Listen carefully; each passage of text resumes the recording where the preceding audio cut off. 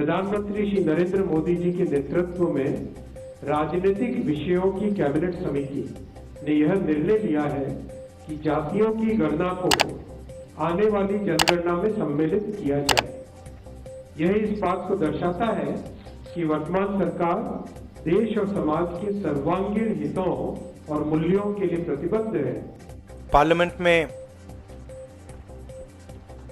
हमने कहा था कि कास्ट सेंसस को हम करवा के छोड़ेंगे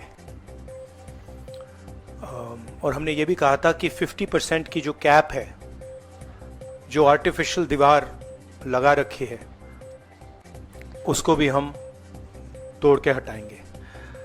पता नहीं क्या हुआ, सडनली 11 साल बाद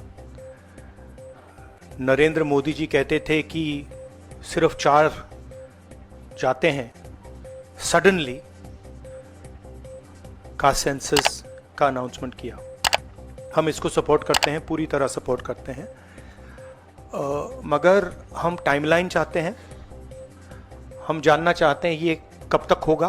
अब इस देश में सिर्फ 2 जाति बचेगी,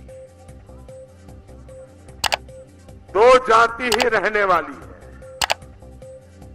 और देश इन 2 जाति पर ही केंद्रित होने वाला है। ये जाति के नाम पर खेल खेलने वाले लोगों को ये बहुत बड़ा प्रहार इस चुनाव में हुआ है। और 2 जाति है, कौन सी? अब 21वीं सदी में भारत में एक जाति है गरीब। भारत की एक जाति है गरीब और दूसरी जाति है देश को गरीबी से मुक्त कराने के लिए कुछ न कुछ अपना योगदान देने वालों की। हमने जाति जनगणना की बात उठाई। हमने कहा कि जाति जनगणना होनी चाहिए। नरेंद्र मोदी जी कहते हैं हिंदुस्तान में कोई जाति नहीं है, हिंदुस्तान में सिर्फ 2 जात हैं, एक अमीर जात, एक गरीब जात। तो मोदी जी अगर हिंदुस्तान में सिर्फ 2 जात हैं तो आप ओबीसी कैसे बन गए?